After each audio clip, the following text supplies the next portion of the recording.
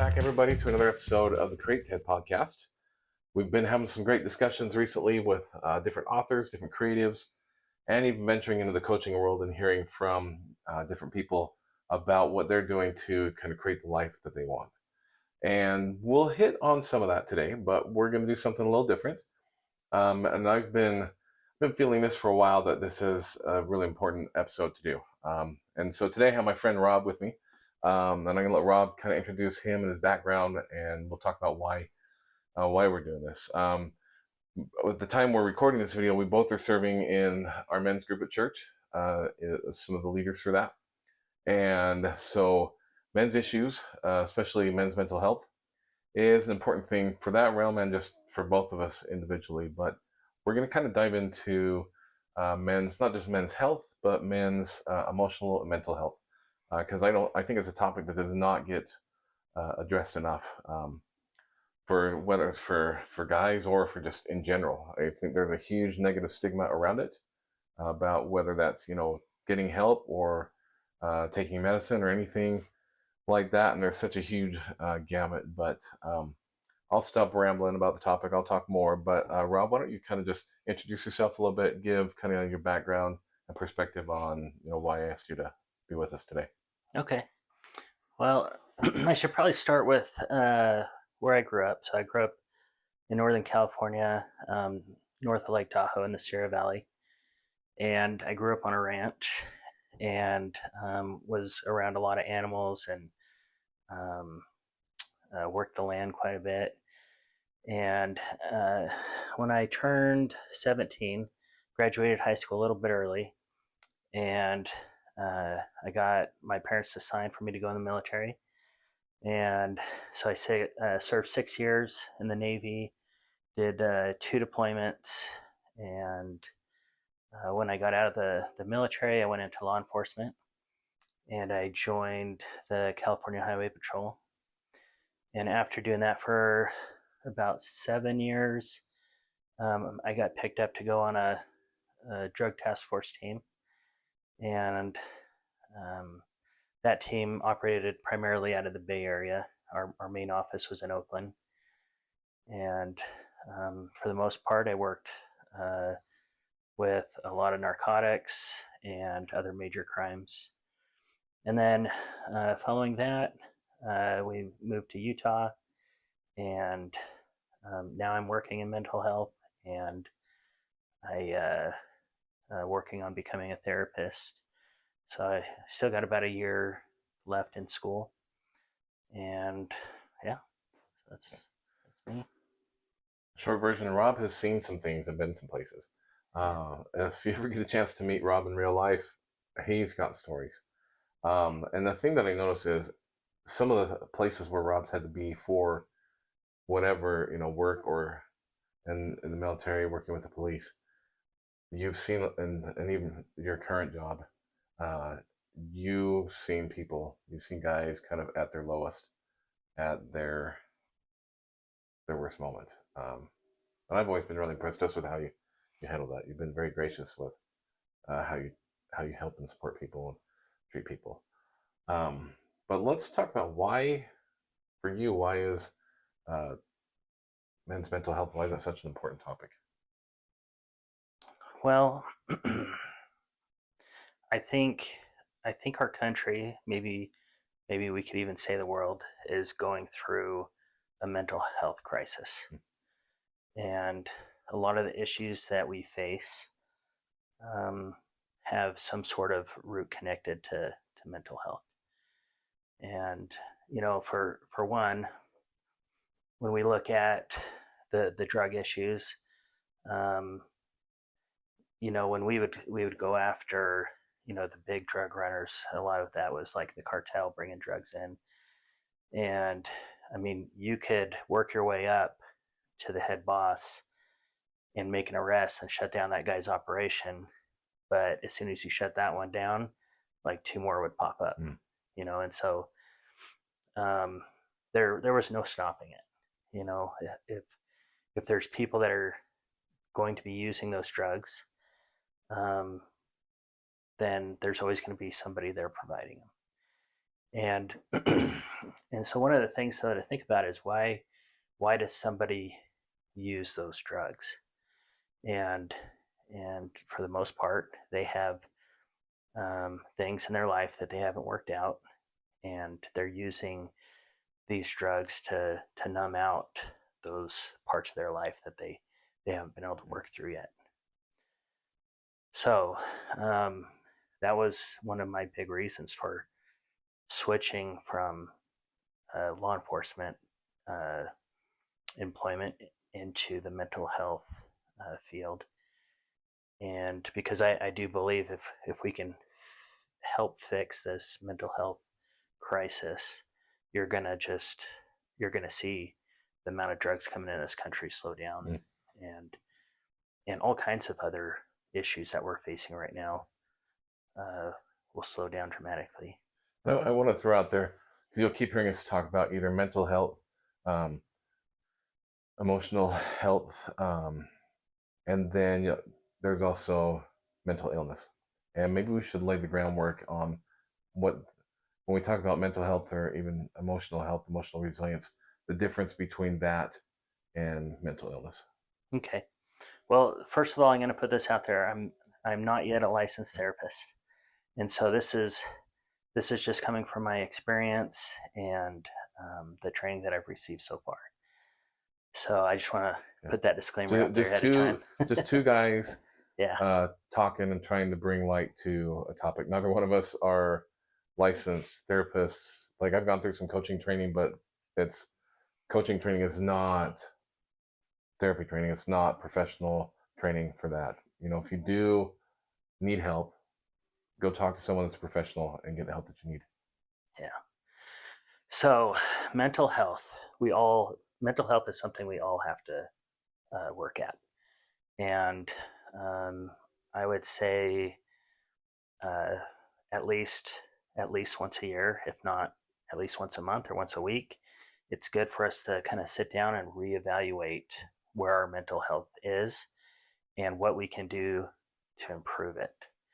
Um, and there are so many things that play into that. Whereas, like when we're talking about uh, illness, we're talking about um, and there's so many parts when we talk about like mental illnesses, Mm. because if you look at the DSM-5 manual, which is like the Bible of mental health, there are so Yeah. many diagnoses in there. Like it's hard to believe after going through that book that every single one of us don't have at least one thing in that book, you know, Yeah.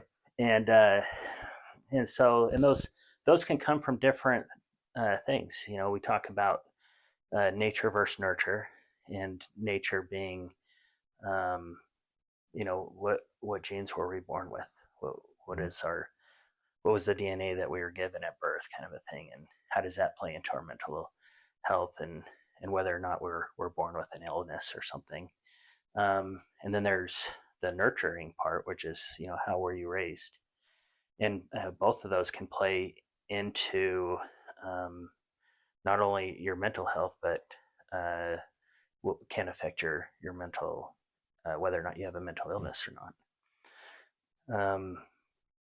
And so yeah, and you'd have to literally look at every single diagnosis, and you could say, okay, well, this one is more likely something that was genetically handed down to me, kind of a thing. And as you go through the DSM-5, it kind of helps you figure those things out too. So And I just wanted to make sure we put that out there because I think a lot of what we're going to talk about will be men's mental health and, focusing on trying to be emotionally, resilient and self-resilient that way. Because there's a lot of things you can do with that, and still going to therapy and talking to a specialist with that. That's still a great option there. You don't have to be diagnosed with a quote unquote mental illness to go do that. It's okay to reach out and get help that way. And so because neither of us are experts in the treatment or diagnosis of mental illness. We won't dive into that too much.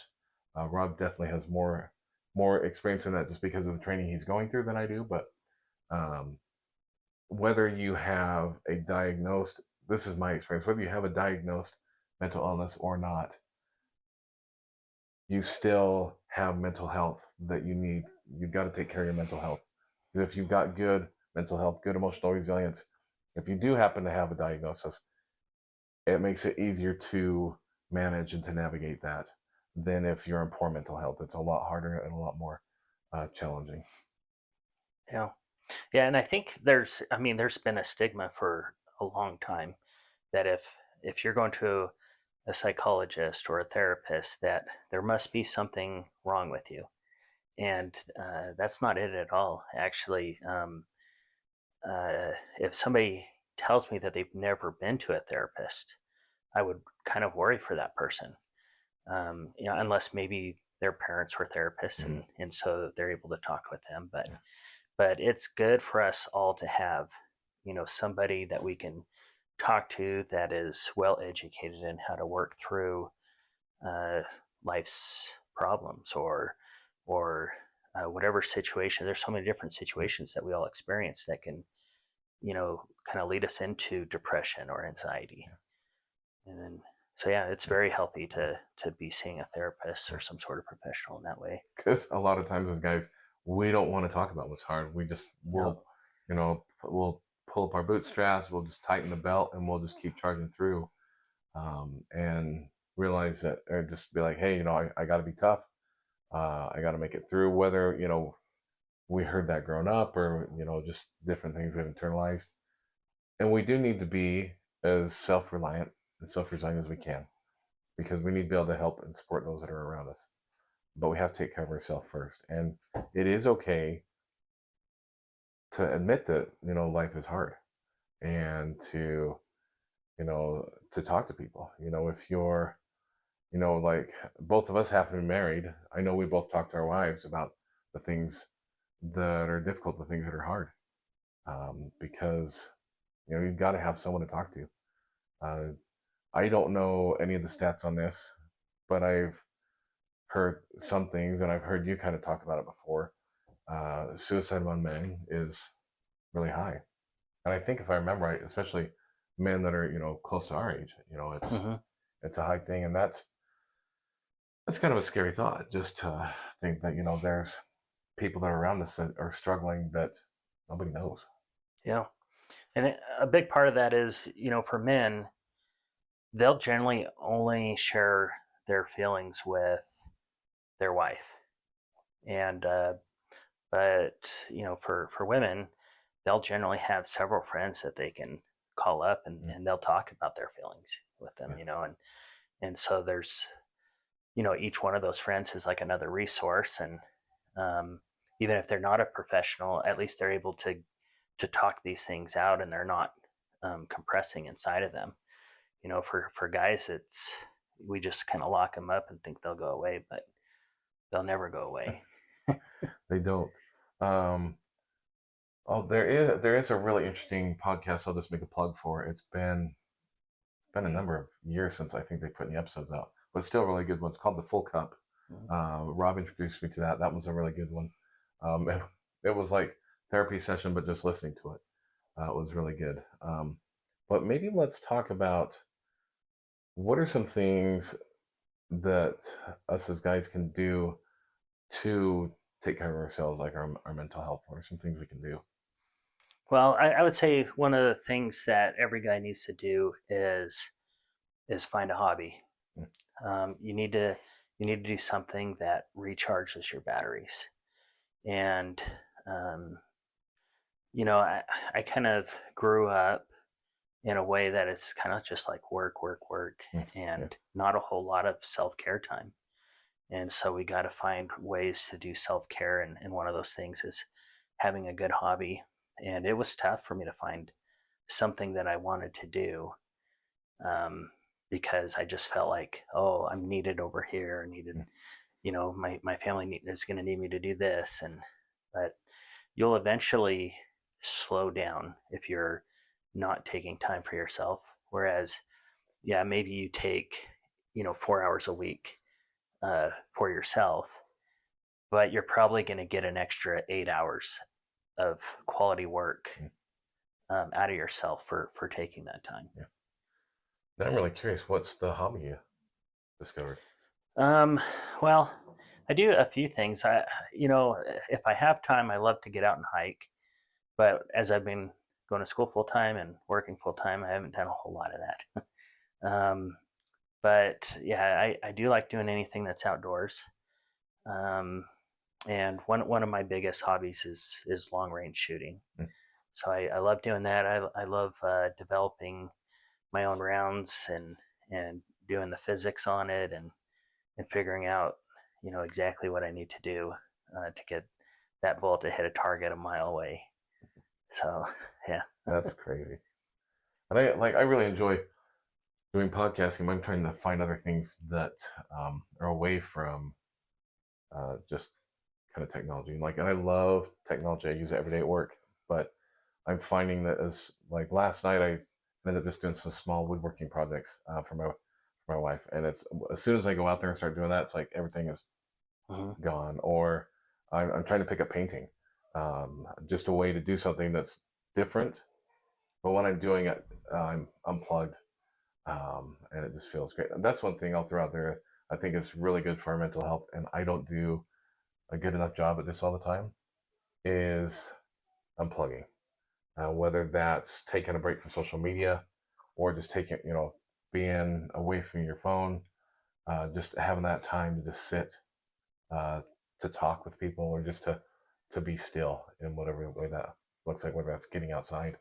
Mm-hmm. But that's so important. So I think your comment about hobbies, Mm-hmm.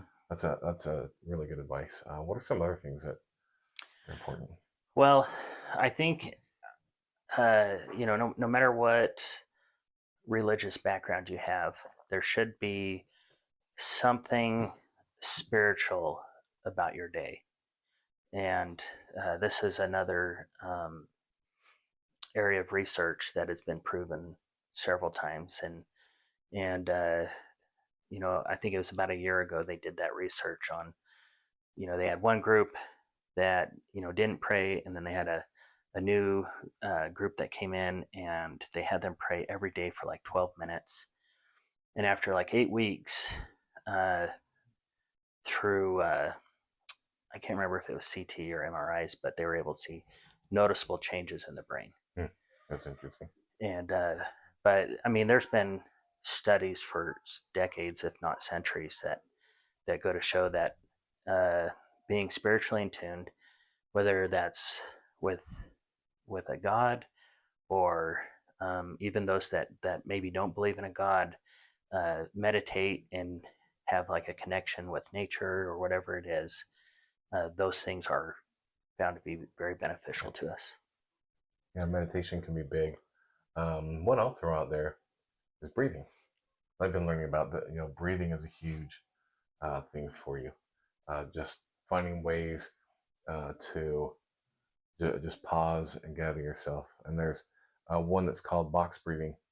And really, what you do is you breathe in for 4, you hold it for 4, and you breathe out for 4, and then you breathe back in uh, for 4, and you keep doing that cycle for as long as you need to, just to uh, gain some calmness and some composure. It's a great tool to use, if you're feeling frustrated, or just to help center yourself. Um, and something I was listening to earlier this week, I think they said for military it's called like tactical breathing, Mm-hmm.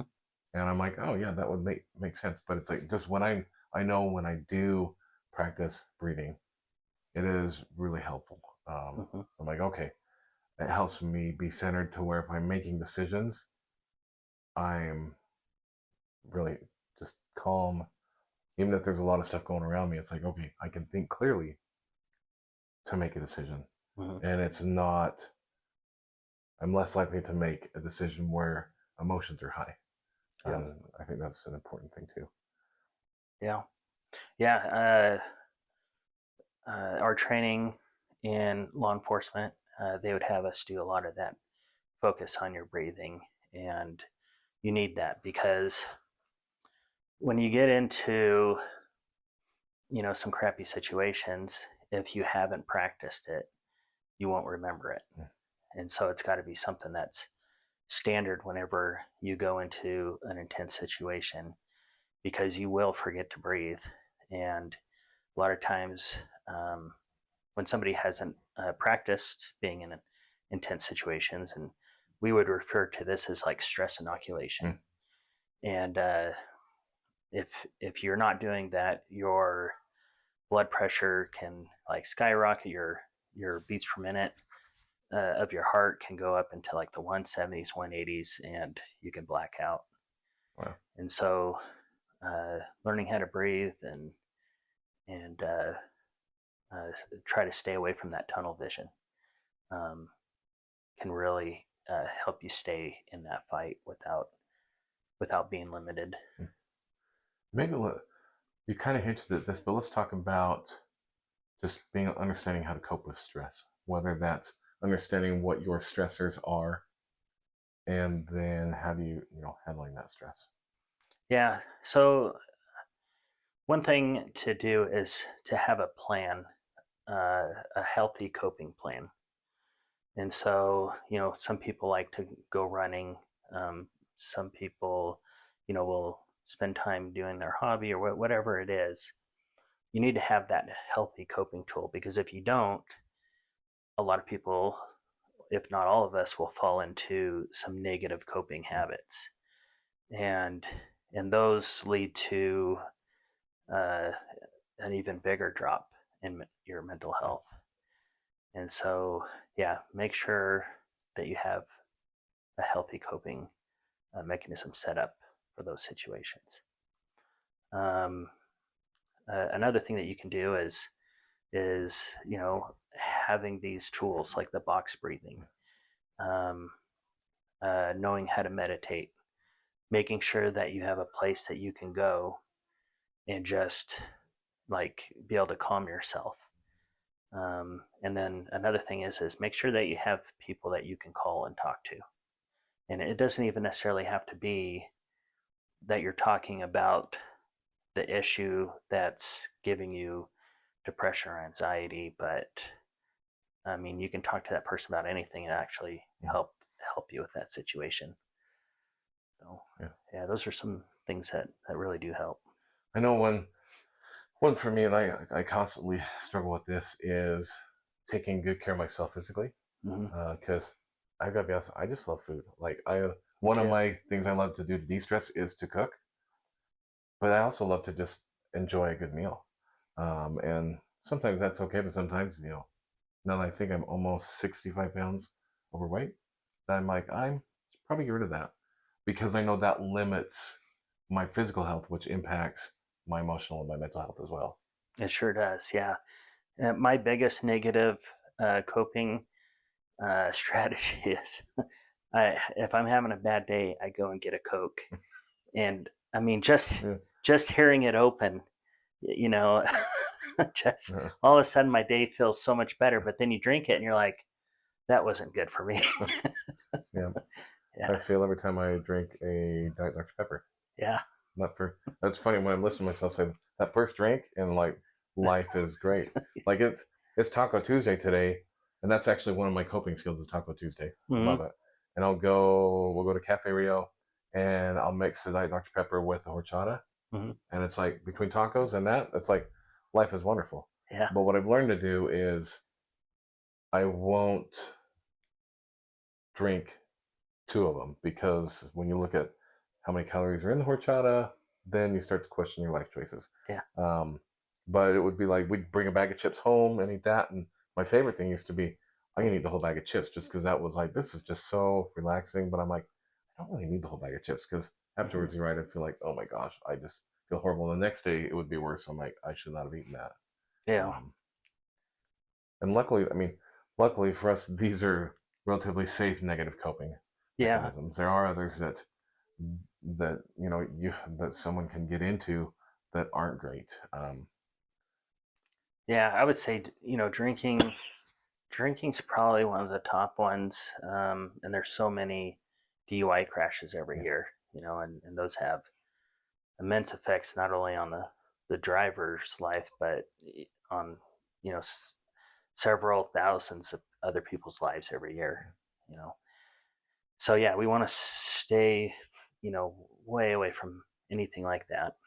And and the other thing is we want to, as we make changes in our life, we want to make them slowly. We don't want to go in and say, okay, here's all the things I want to do. I'm going to change everything today, because it is going to be so overwhelming. It's impossible to do. Guilty. So yeah, yeah. Um, so yeah, uh, pick one goal at a time.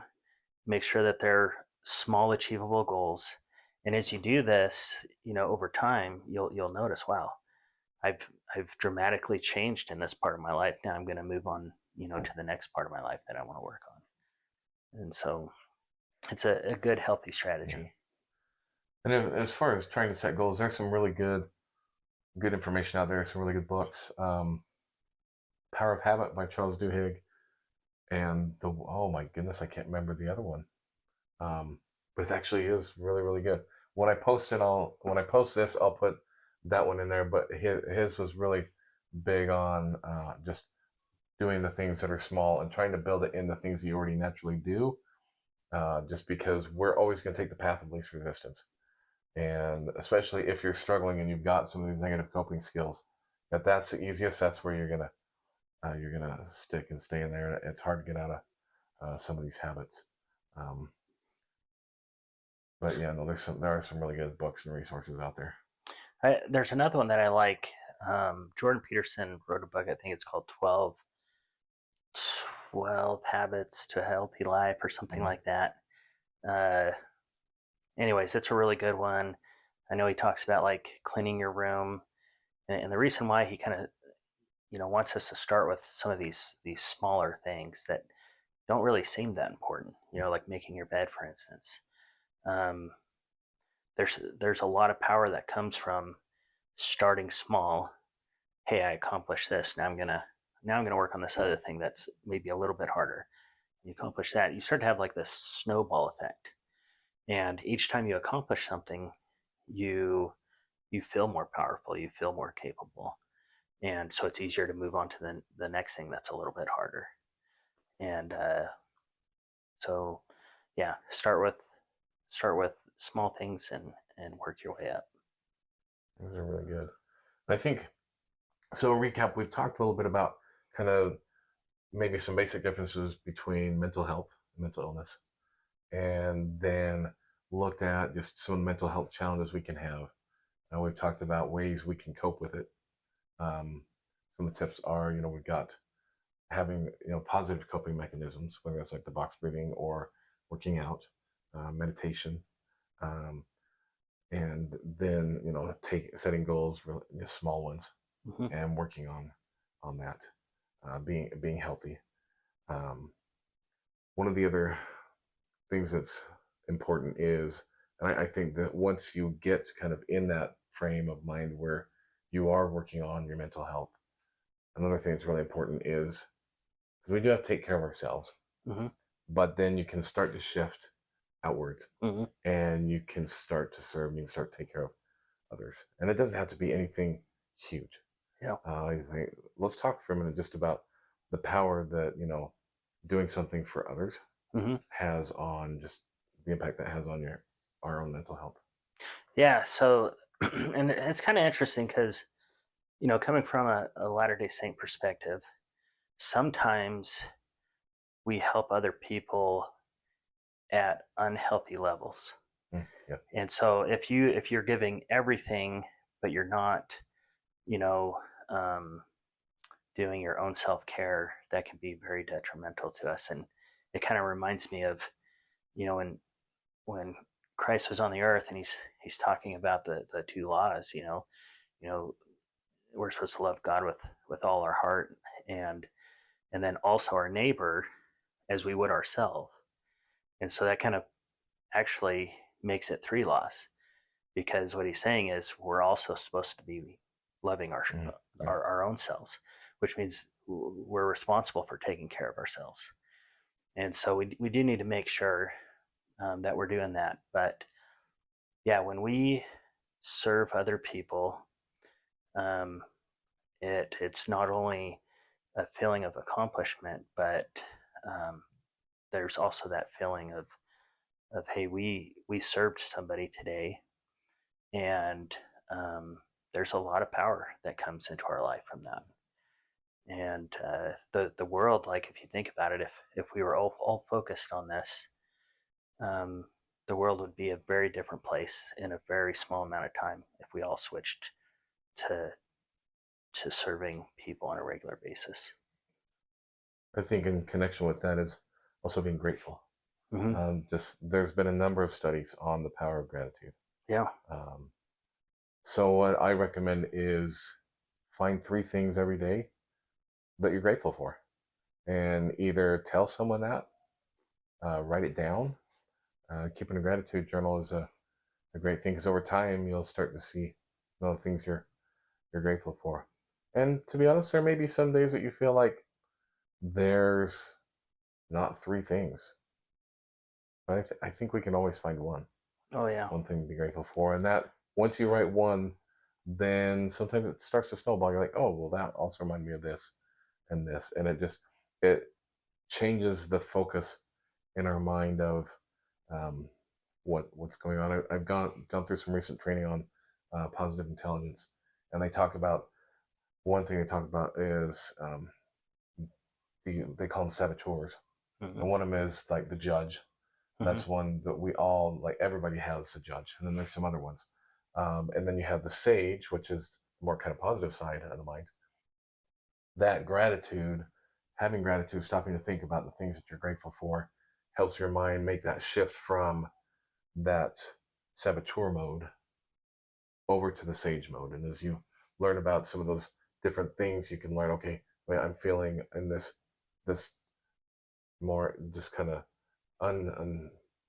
unhealthy mental state to shifting to a healthy. And I shouldn't use healthy and unhealthy in that way, but that saboteur, this being very judgmental of myself or my situation or others, over to let me look at it from this more positive aspect, even though may not change the situation, but it lets you really look at things. They even talked about part of being grateful is looking at, how can whatever's going on right now, in what way could this actually be a gift to me Mm-hmm. to help me grow, to help me change?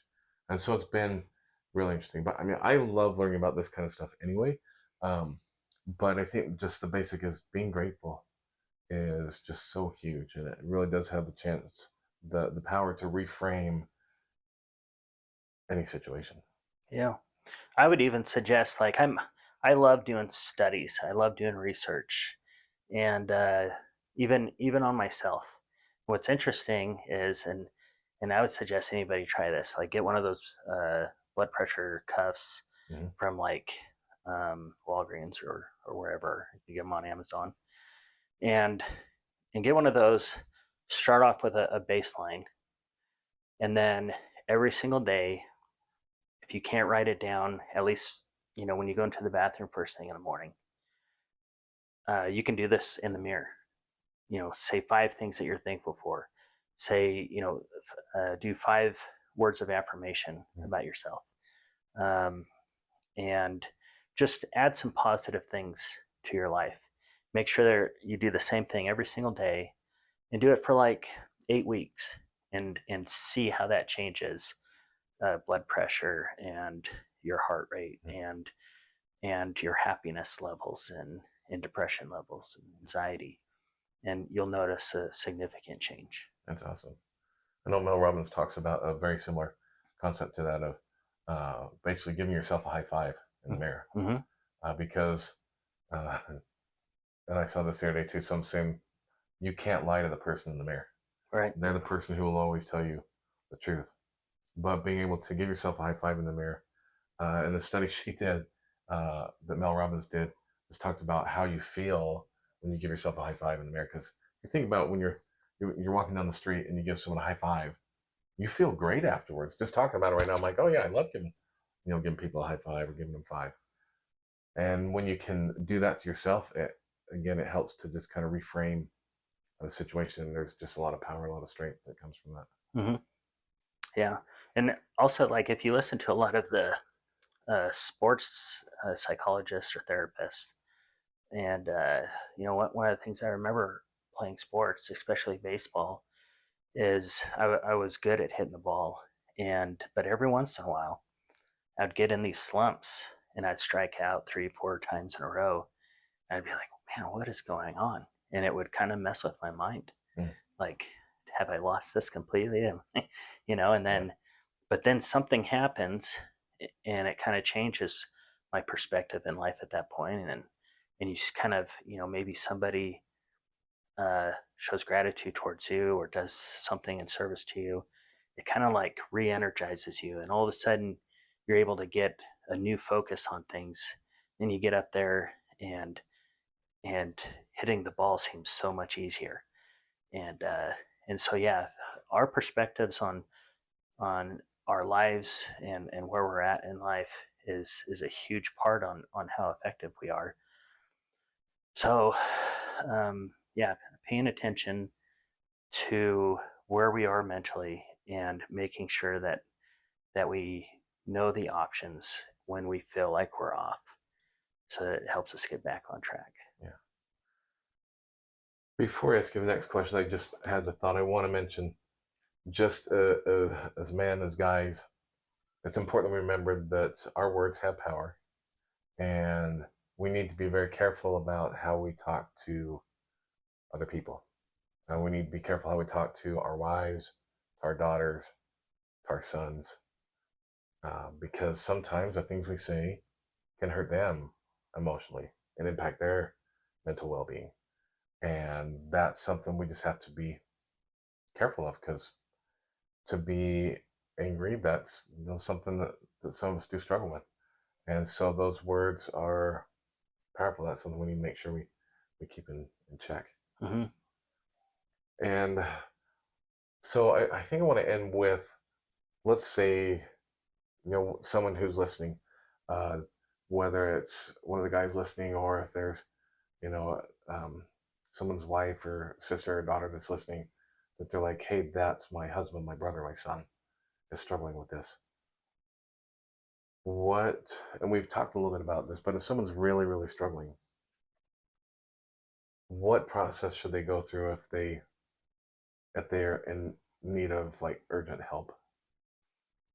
Well, I mean, there can be urgent, as in, we've got to do something, and this needs to be done within the next couple of weeks. That's one kind of help. That would be maybe we need to, help them get checked into a facility that specializes in what they're going through. If it's something that's very time sensitive, and we're talking maybe about suicide or something like that, that's an immediate thing. And Depending on what area you live in, there's usually some sort of 3-digit number that you can call. And if you don't know that number, just call 911.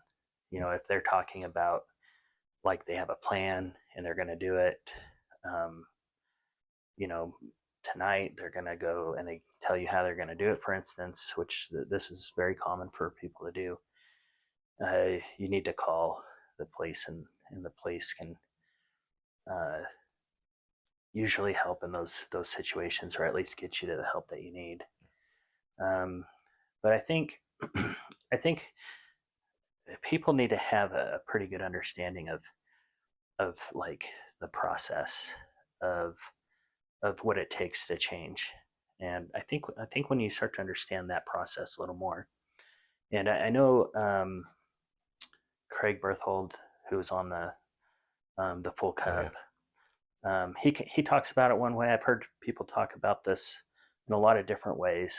He talks about the deer trails, and for me, uh, I grew up on a ranch, and so it makes more sense in my mind. I like to use because cows on a ranch, whenever they're coming back to where their water is, Mm-hmm. they all walk in a line, and so over time they build up these trails. And when you go out on horse, you'll usually walk those same Mm-hmm. trails, and the first time the cows walk through that trail, they you won't see a whole lot of grass. You'll see it like something walk through there, but there's no trail. But then they walk through there a second day and a third day, and pretty soon it's weeks or months. And now you can see, it becomes a dirt trail at that point. And and the horses love those too. Like when you go out to bring cattle in or something like that, the horses like to use those same trails. But if if you need that horse to go off trail, maybe you have to go through some bushes or trees or whatever. The horse doesn't like that, and the horse is like, no, look at this. We got this really nice trail right here. Like this is the easy path, and uh, and then you're like, nope, nope. We need to go in this direction, and there's a reason we got to go in this direction. And so you fight with the horse until you get the horse to go where you want him to go. And it's the same thing. The first time you're not going to have a trail, but you do it enough times, and pretty soon you're going to build your own trail. And so that's kind of the same thing, and that could be with or with people. We kind of have those same issues. We get used to doing certain things in our lives, and it can be hard to change directions. And even after we do change direction, the next time we come to that same situation, it's still going to be tough to go the new direction. Especially if you're talking about addiction.